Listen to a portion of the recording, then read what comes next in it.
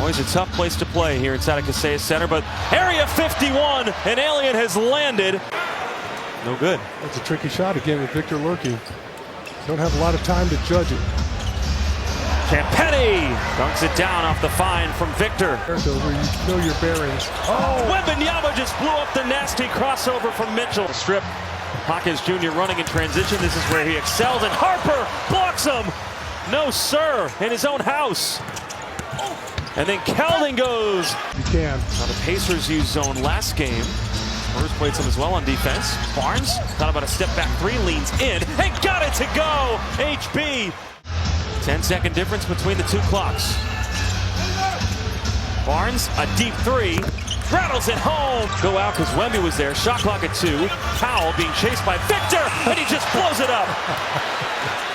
Just absolutely ridiculous. Wemby takes 2 steps. The floater, no, it's a pass to Carter Bryant. Got an assist there instead of a shot.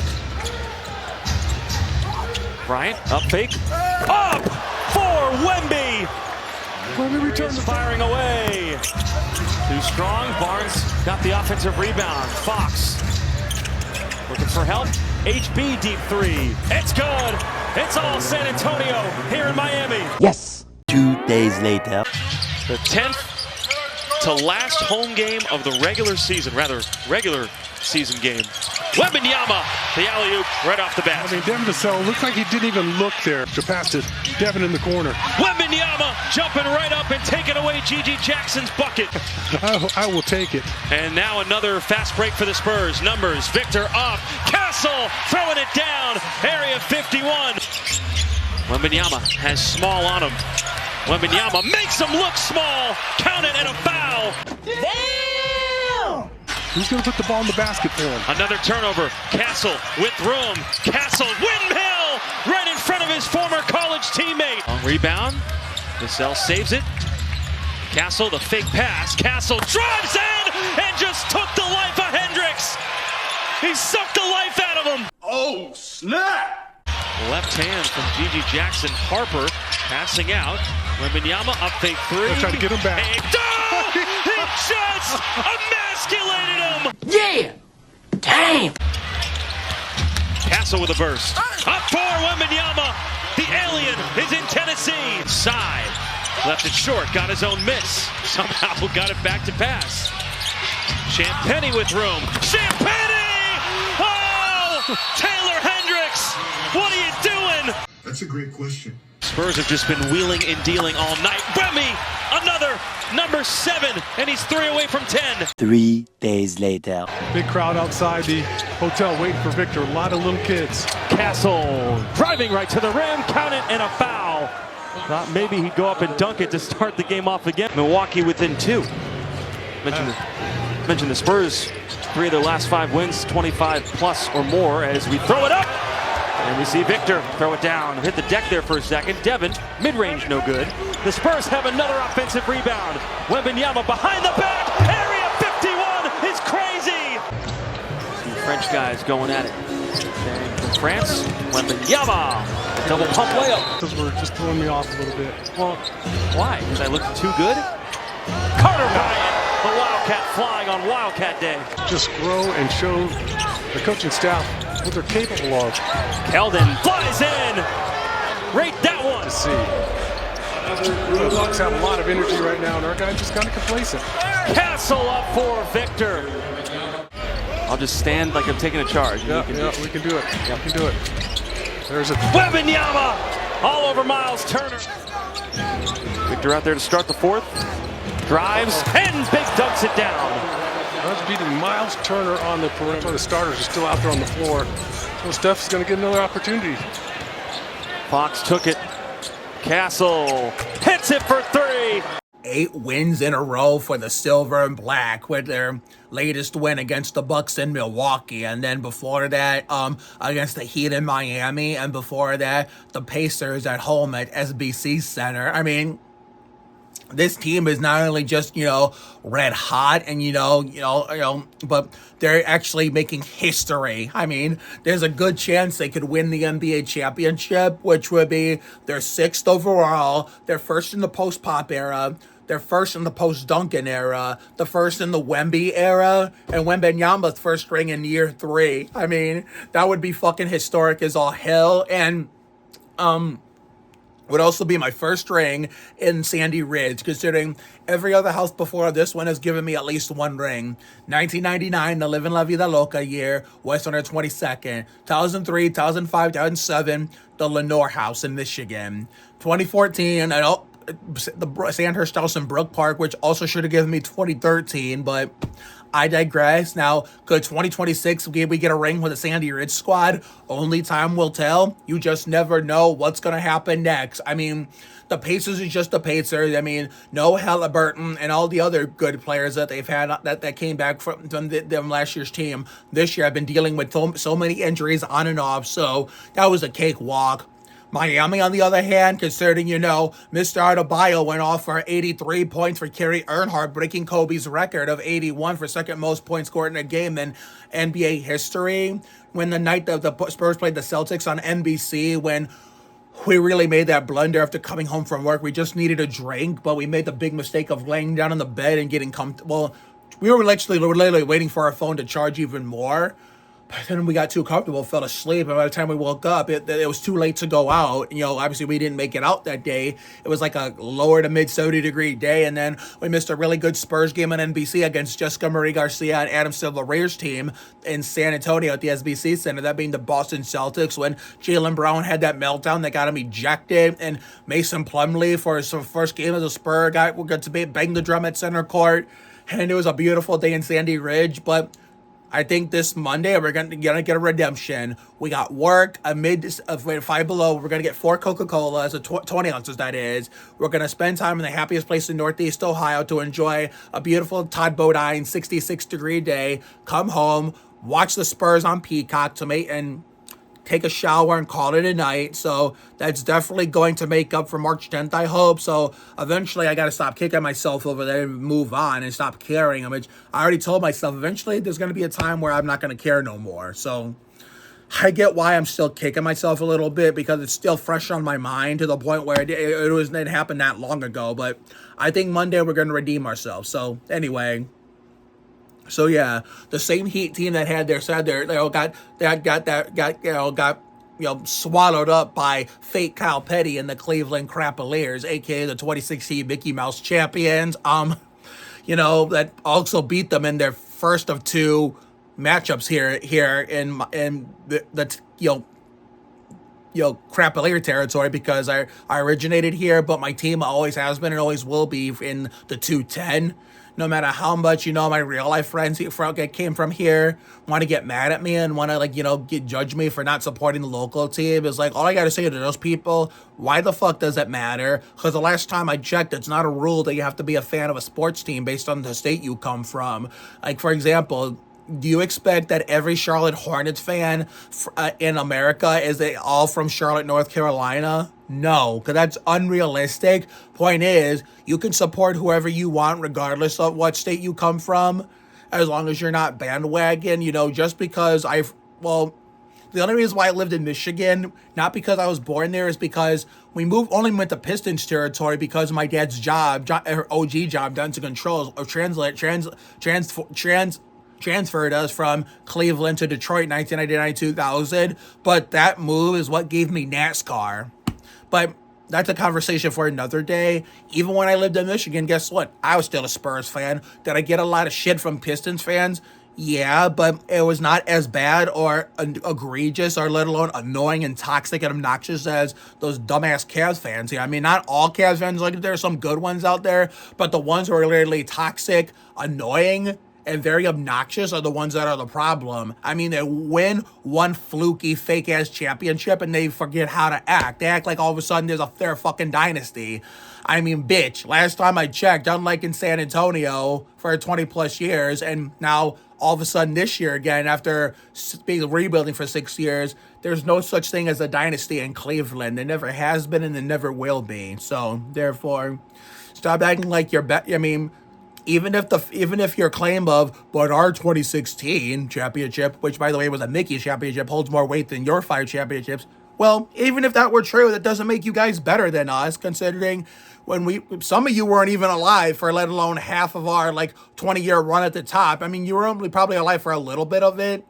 Some of you weren't even around at all for that 20-year run at the top. And by the time some of you came around, our run at the top was over. And during all those years we were at the top, every year, whether we came away empty-handed or not, at least we were always in the hunt. Where the fuck was you guys? Exactly. It was either hit or miss for you every season.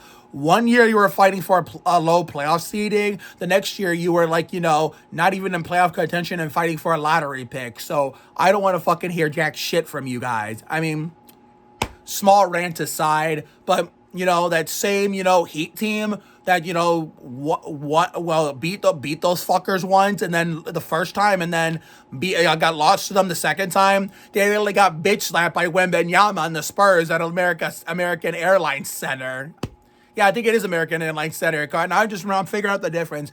Miami Heat is American Airlines Center. Dallas Mavericks is American Airlines Arena. So Dallas is Arena. Miami is Center. So, okay. So, man, I mean, the Heat stayed in the fight in the first quarter the first half of mainly the first quarter. The second half, we started pouring it on like Kerry Wampler before we eventually pulled away in the third quarter. And,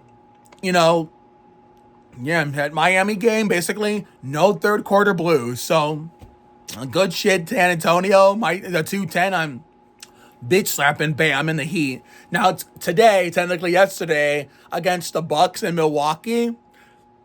I mean, obviously the Bucks could have been in a lot better position. They could have, just like the Pacers, they could have been contending for a playoff spot again if Giannis wasn't hurt half the year, nor if they were dealing with a lot of other injuries in general. Much like the Pacers, if Halliburton never had that devastating injury in the finals last year, considering, how most people don't talk about, most people talk about, Zaza doing the electric slide under he that shall not be name's ankle in game 1 and how we were bitch slapping the Warriors. Well, yeah, but it wasn't all sunshines and rainbows even before that, because everybody acts like, we are a full song in that game 1 in 2017 conference finals. What most people forget, unless you're a true diehard Spurs fan like me and most of the others who pay close attention, what really hurt our chances first, even though we still managed to win this series, is Parker seriously injuring his quads. That was the first domino that really hurt our chances, but it didn't really take effect right away. I mean, obviously, I knew we were going to be screwed. I mean, obviously, it didn't happen right away, but I knew eventually it was going to catch up to us one way or another, even if it had to take someone on another team, committing a dirty cheap shot, But either way, we were screwed from that point on. I mean, people like to sweep Tony Parker's quad injury under the rug, like, he was playing in it. He was playing that whole rest of the Houston series, going to that Golden State series the next round. Yeah, that was people want to forget about that. Don't forget about that. I mean, the thing that, and just like, let me give you an analogy of using a different sport. In NASCAR, you remember how most people talk about how if Sterling Marlin never got hurt at Kansas, he would have won the 2002 championship?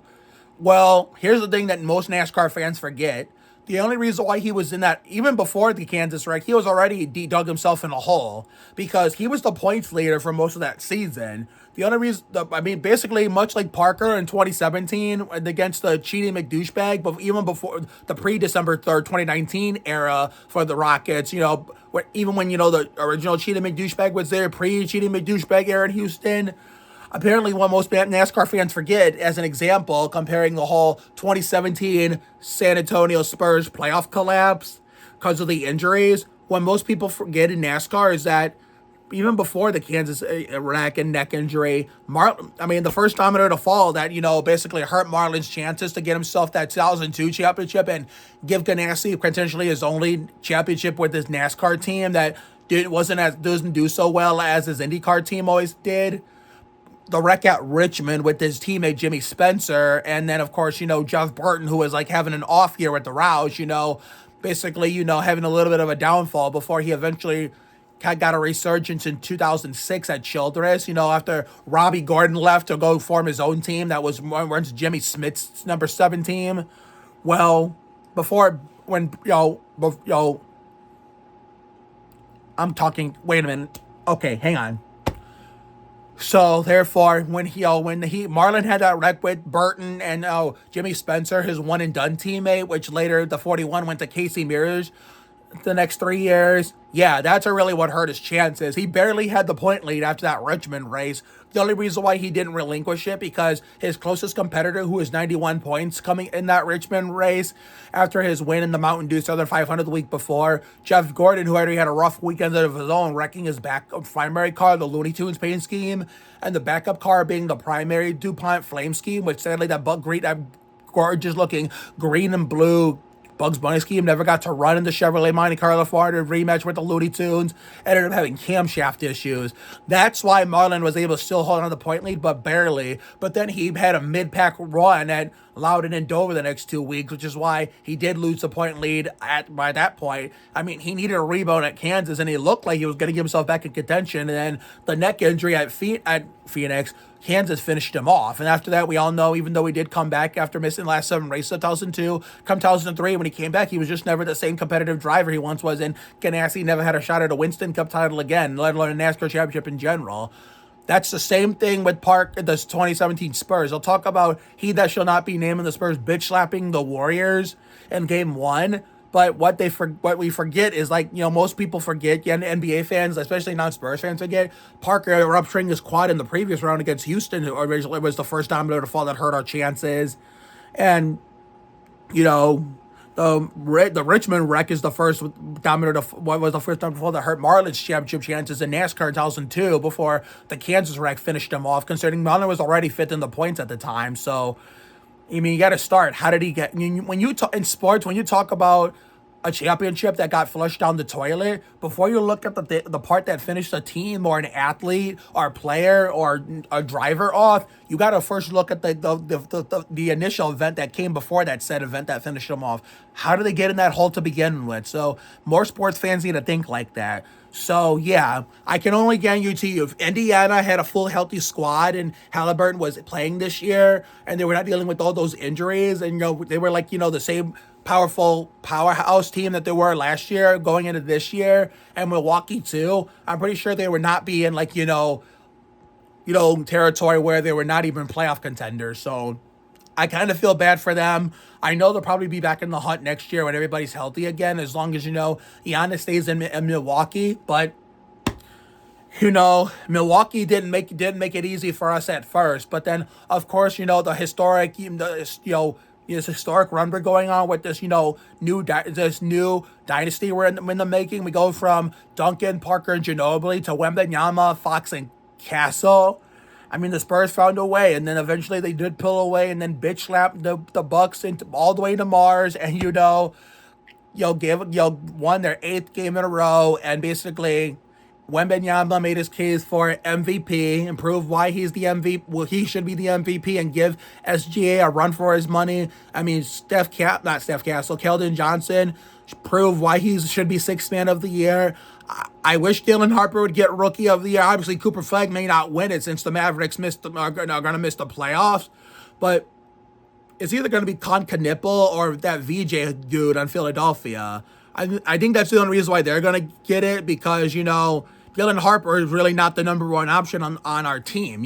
I think Con Knipple and that VJ dude are the number one option on Charlotte and Philadelphia. I mean, if Dylan Harper was drafted to a team that was ass, like he was their number one option, there's no doubt in my mind he'd be Rookie of the Year. Same thing with Carter. If he was drafted to a team that was ass and basically he had to be the number one option, he would be Rookie of the Year too. Well, even if Dylan or Carter had a chance at Rookie of the Year, I'm pretty sure Dylan would, hypothetically, he would get it over Carter because Dylan plays more and he puts up better stats and numbers than Carter. But, basically we all know who the number one option is, Wembanyama. And some dumbass on Instagram basically was bitching about how Wembanyama was begging for MVP and how he was quote unquote begging, how quote unquote the begging worked, even though he quote unquote came off the bench for half the season, quote unquote MVP my ass. Well, to that fucking dumbass, let me tell you something. The only reason why he came off the bench for quote unquote half the season, well, first off, it wasn't even half the season.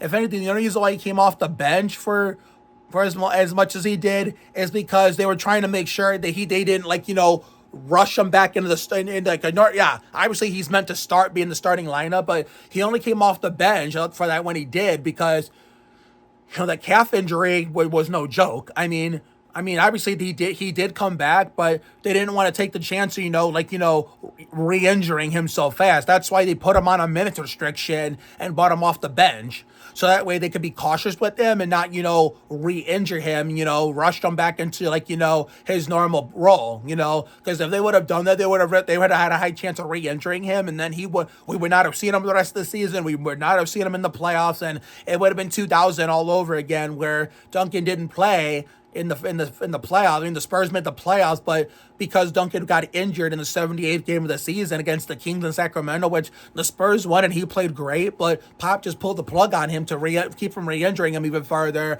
That's what cost us a chance at a repeat in 2000 because Duncan was injured and we lost in the first round to Phoenix, who was already dealing with injuries of their own. And they had Kevin Johnson come out of retirement to substitute for Jason Kidd, who had his own ankle injury until Jason Kidd was ready to come back.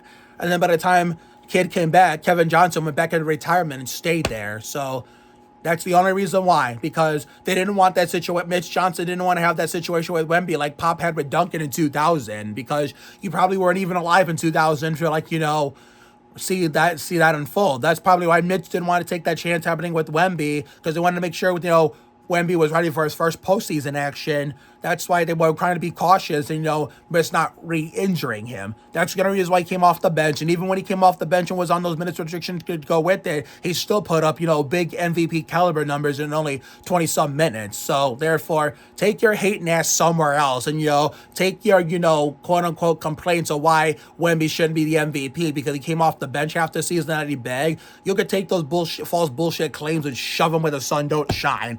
So, if you're watching this, you know who you are. But, yeah, so if he wins MVP, that motherfucker who was hating on Instagram, and I literally blocked the dumb son of a bitch, I know he's going to be punching the air and basically throwing a temper tantrum and having a fucking fit and will be in shambles if he wins it. So, therefore, yep, Wemby proved today why he should be the MVP if SGA happens to not win it. Considering, I know, the Thunder fans most likely, and some NBA fans in general say it'll be rigged if Wemby wins it over SGA. But we all know if Keldon doesn't win the Sixth Man of the Year, that'll be rigged for sure. And I even if I was a Spurs fan, I'd be saying the same damn thing. Basically he's basically cemented himself in Spurs history. Well, not as an all-time Spurs great yet, obviously. I know he's been the longest tenured Spur, but he's kind of heading in the direction of being an all-time great Spur because he's already making history in the Spurs record books with the amount of three-pointers in Spurs history. Vassell's heading in that direction, even though it's still early in his career, considering he was drafted in the COVID vaccine year. He was lucky to get major playing time as a rookie during that weird season, even with all those vets like the King of Shitting It Up and the Imposter and Bruce Bowen's number in the first half of that season, before he went to Brooklyn with, the best player in Spurs history to wear number 8. Fuck you, old Olenek. To basically to Brooklyn, New York. And the last thing I'll say is, when Mitch Johnson is picking who's going to be in the playoff roster and who isn't, I hope he picks Mason Plumlee over bitch-ass, Olenek, a.k.a. that Imposter and Patty Mills number. That way if Olenek happens to be on the playoff roster over Plumlee and we win the championship, I have this feeling it's gonna tarnish Mills' legacy winning a championship in San Antonio with that number. So that's why Mitch Johnson better think about this, if he even gives a shit about that at all. But knowing how he, Pop in the front office, the Holtz, R.C. Buford, and Brian Wright run things, they probably won't learn in this department either. They'll probably pick wannabe Patty Mills over Mason Plumlee. You're probably going to make the claim, but what about Chuck Person and DeJuan Blair? Mason Plumlee took their number, and you're not complaining about that. Well, one, Chuck Person I've only played one season in San Antonio with rookie Tim Duncan. And if anything, he did more with the 45 in Indiana more than he did in San Antonio. Obviously, I remember him more as a Spur, but that's personal feelings getting in the way. When you choose common sense over personal feelings, common sense is he was more known as an Indiana Pacer more than a San Antonio Spur, if we're being honest. And as a Spurs fan, because he played in San Antonio before Duncan, but the last year in San Antonio was with rookie Tim Duncan.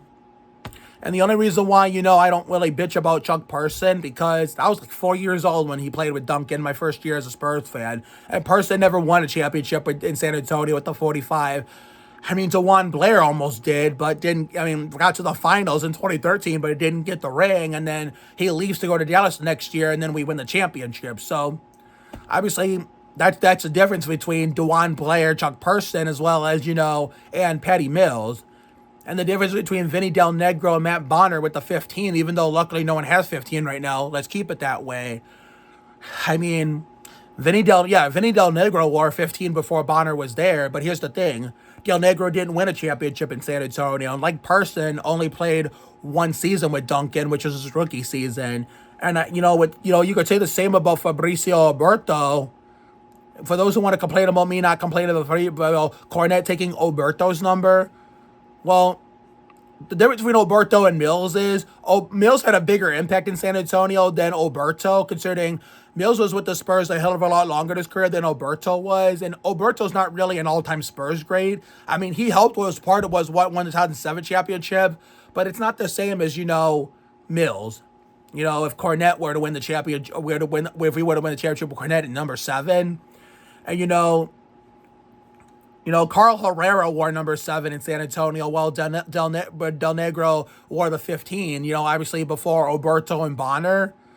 Here's another thing. Carl Herrera only played one season in San Antonio with rookie Tim Duncan. I mean, obviously he played a few seasons in San Antonio before Duncan, but only played, much like Del Negro and Person, only played one season with rookie San Antonio with rookie Tim Duncan. I think Monty Williams was here before it's Duncan, but the others I mentioned only played one season with Duncan. So therefore, you're probably, for those who want to complain about, you're not complaining about those players, Del Negro wearing 15 before, well, that was before Bonner, obviously, but Del Negro didn't win a championship in the 15. Monty Williams in the 3. Well, Monty Williams didn't win a championship in the 3. Keldon Johnson has a chance to do that. I mean, Steven Jackson won a championship in the 3, but he was really not an all-time Spurs great. Plus, he was always a hothead. And, when he came back to San Antonio for a second run, he got cut right before the 2013 playoffs because he claimed he was better than Ginobili and Danny Green. Basically, if that didn't happen and we had him in the playoffs, and instead of replacing him with Washed-Up McGrady, I feel like we would have had a better shot to win that championship. I might do an alternate history of that in NBA 2K13 if the servers for that game are even still up. If anything, if the roster updates are still available, since there was no NBA Live 13. I mean, yeah, Carl Herrera wore number 7 before Oberto. I get it. And before Oberto had it before Cornette. I get it. But that was a completely different time, obviously. I mean, Del Negro won the 15 before Bonner, but didn't win a championship. Bonner won 2 of them in the 15. Could have had 3. I mean, Chuck Person and DeJuan Blair were 45 in San Antonio before Mason Plumlee, but neither one of them won a championship in San Antonio. I mean, Steve Smith won a championship in San Antonio with the number 8, but he was already at the end of his career, so he was past his prime. I mean, Monty Williams wore 3, and before Keldon, Steven Jackson did 2, wore 3 before. I mean, Marco Bellinelli of all people wore 3 before Keldon and won a championship with the 2014 Spurs, but basically, Bellinelli really tarnished his legacy in San Antonio this is why you don't bring former players back for a second run, because we saw how that worked out with Trashinelli and the King of Bitching It Up, because they both sucked in their second, obviously, at least Forbes could shoot the lights out and whenever he wanted to be. I mean, when the year Parker left us to go to Charlotte because he didn't want to come off the bench behind DeJounte, and yet that didn't matter because he still came off the bench in Charlotte. So therefore, whether he started or not, in 2018-19, the last time we were in the playoffs, obviously we all know should have been his playoff hero, which I'll never not be salty about. He should have finished his career in San Antonio. So, I mean, what was I gonna say? Hold on.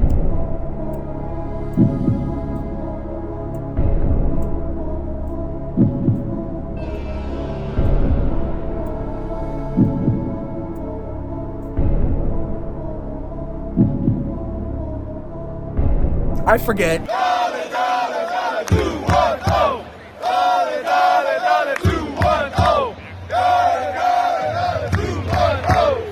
All right, I remember now. So at least, when, that particular season, which obviously we all know was the last time we made the playoffs, and Murray was out that whole season, had the whole regular season and playoff fight away because of an ACL injury in the preseason that could have been his breakout season. At least Forbes played amazing there, obviously. And then, of course, he did suck in the next year pre-pandemic, except for that one Martin Luther King game in Phoenix against the Suns where he shot the lights out and basically won us that game on the road.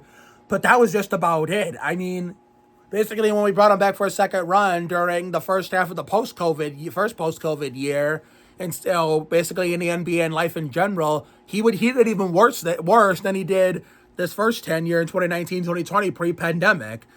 I mean, sure, for the ones who say, but I don't agree about Bellinelli being trash in San Antonio or Aldridge or Forbes. I mean, Aldridge hate was kind of justified because, basically, sure, he was, when we first got him in 2015 in the 4th of July, yeah, I thought championship number 6 was coming, and that was the Live in La Vida Lab right here, which was Duncan's last year. Basically, probably my favorite year as a Spurs fan because I was very flattered as a Spurs fan where all these different old heads, like David West, who else? Kevin Martin, former King, Andre Miller, former Cleveland Cavalier. All these old heads and all these other people that were like way past their prime decided to ring chase with us with some young guns too. That obviously that ended up not working out in San Antonio, but all those old heads, like I only got to name a few off the top of my head. They all ring chased with us, and it almost worked. Oh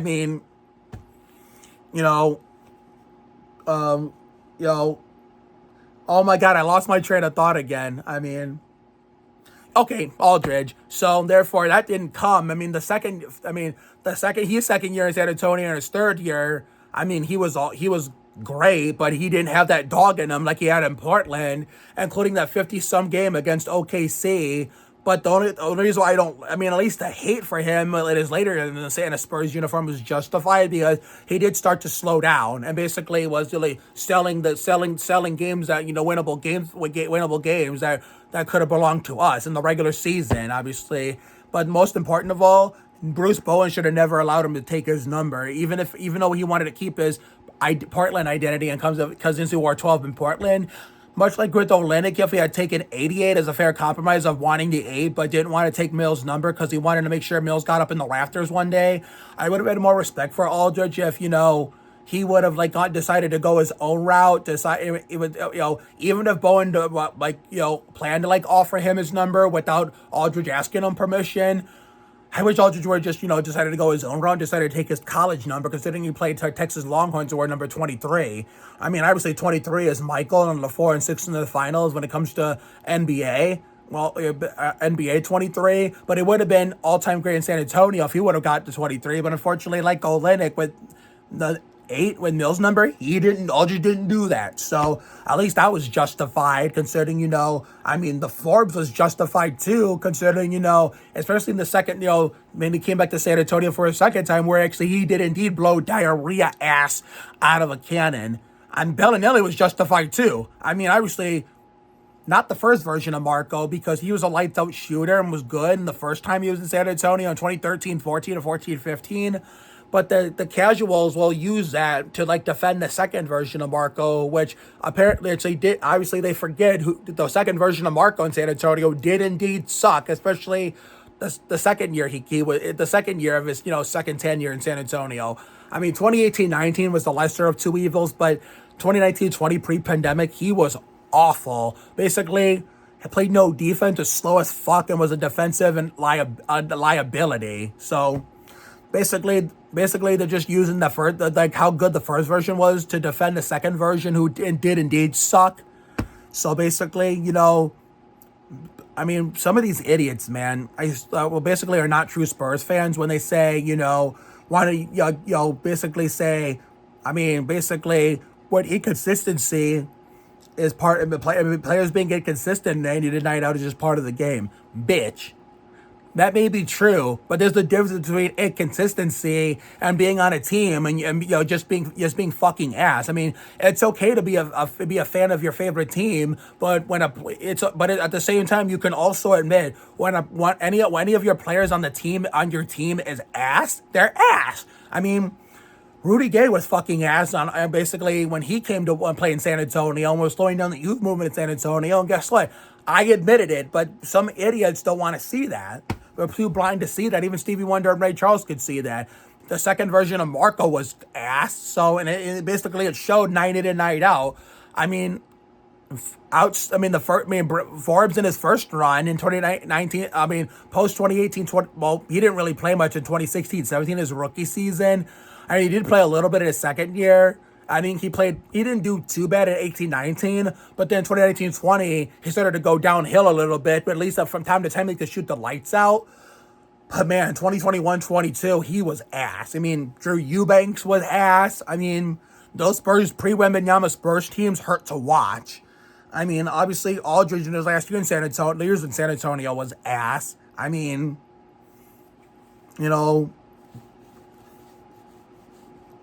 basically, I don't even know why we're having this discussion. I mean, obviously, those players that, wore the same numbers as some of the current Spurs on the current roster, basically, what I'm trying to say is, obviously, it'd be better for Mitch Johnson to pick Mason Plumlee on the playoff roster in terms of Spurs bigs, with Wembanyama, and then Cornette and Biyombo.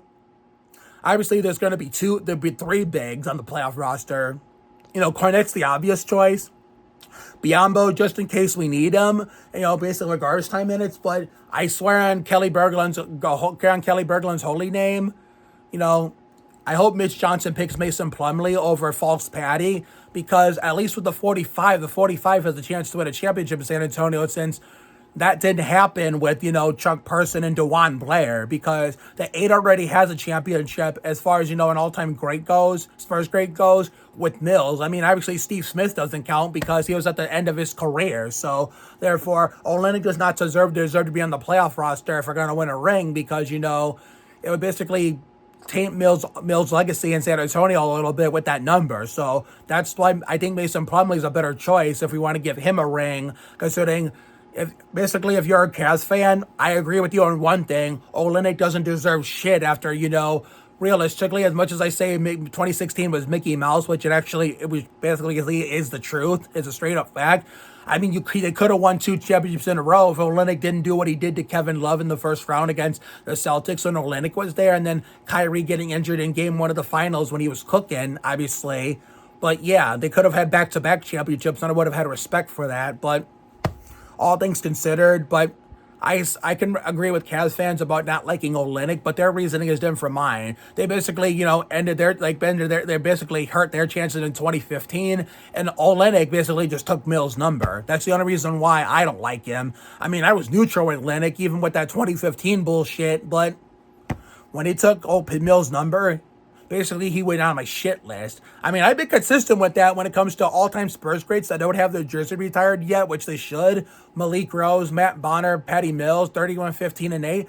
I've been consistent with that. Caleb H. was on my shit list for taking Malik's number in one of those pre-Wembanyama Spurs teams, and it's kind of fitting that once we drafted Wembanyama, false Malik just left San Antonio to go else to pursue other opportunities, which is why I was so glad to get him off the team so we could put Malik Rose in the rafters.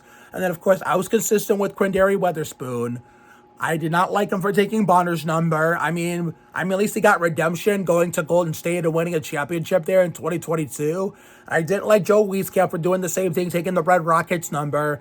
basically, those two experiments didn't work out, but at least Weatherspoon won a championship. I don't even know what the fuck Wieskamp is up to nowadays. And obviously, that scrub, that nobody named Bouye, who came at the end of Wembenyama's rookie season, took the Red Rockets number. He was on my shit list too. So if I'm gonna not like Olynyk for taking Mills' number, at least I'm consistent with that kind of stuff. I was the same way with Weatherspoon, Wieskamp, and Bouye with the Red Rockets number. I was the same way with Keita Bates-Diop with Malik Rose's number. I mean, I don't even count Nick Van Exel the third year we didn't have David Robinson, which was we were the defending champions after winning our third ring in our first route but in the post-Admiral era the year before.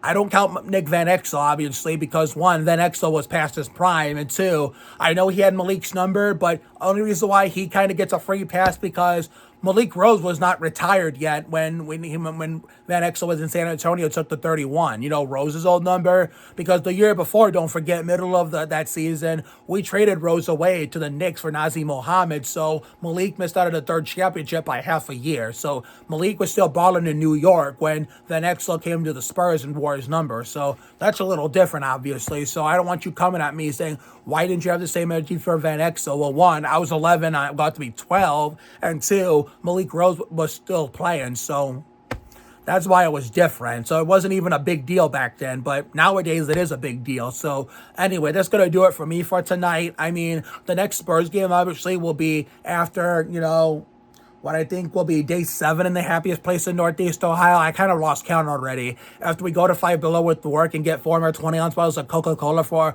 the upcoming Spurs games we're about to watch throughout this week as we get ready close to the end of the regular season, get ready for Spurs playoff basketball for the first time since 2019. So, well, go in Sandy Ridge, be casual, hopefully make some TikTok content out in the happy place in Northeast Ohio with my friends since they're going to be on spring break this whole week. Come in the trailer, park the bus, get ready to watch the Spurs take on Missy and Mike Fierro's Chicago Bulls at the SBC Center in San Antonio on Peacock. Get a shower in, make a new YouTube video addressing the first 70-degree day of the season on Tuesday, where weather's not going to play a factor. And then we have 2 beautiful weather days we're going to enjoy this Monday and Tuesday, and then back to being cold as shit for now. Again, go to a hockey game, a Cleveland Monsters hockey game on Friday night with my dad, which that will be YouTube, but just a heads up, there will be no true outro like there normally is, because this will be the first time in my YouTube history, that I'm going to leave you guys on a cliffhanger, because I won't have time to create an outro, because once I get home, I'm not going to even put the book on the vlog, because I'm going straight to bed, because the Spurs have an afternoon game against the Nuggets in Denver at the Pepsi Center the next day, so I need to make sure I'm prepared for that. But until we get to all these upcoming adventures, Monday, Tuesday, and then, our first, appointment with Cassie in 2 weeks, this Thursday, and then the Cleveland Monsters hockey game Friday night, and then Saturday afternoon when the Spurs play the Nuggets in Denver at the Pepsi Center. We have a NASCAR Winston Cup race at Martinsville Speedway in Martinsville, Virginia to watch tomorrow, the Virginia 500. So have a good night tonight and a better day tomorrow. Take care, everyone. Good night. And I'll see you all for the next video, which will be the Virginia 500 Martinsville race review tomorrow night after the race. So see you later, everyone. And as always, go Spurs, go.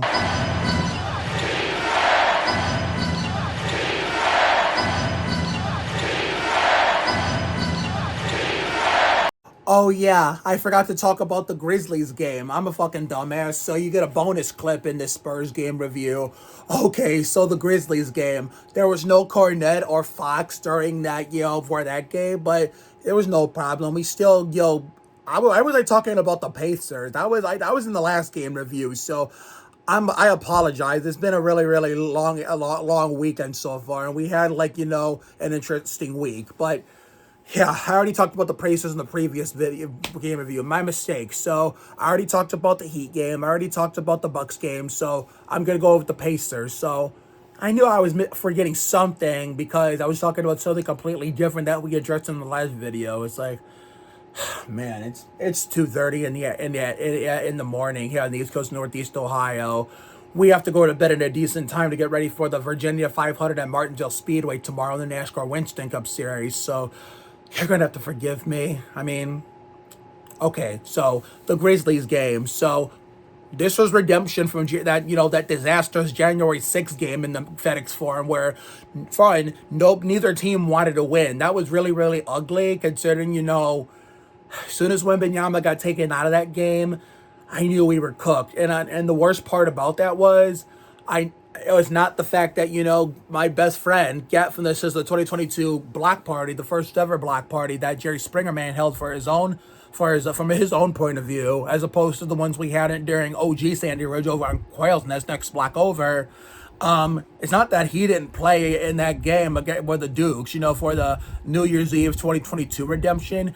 It was the fact that the Spurs feed wasn't working.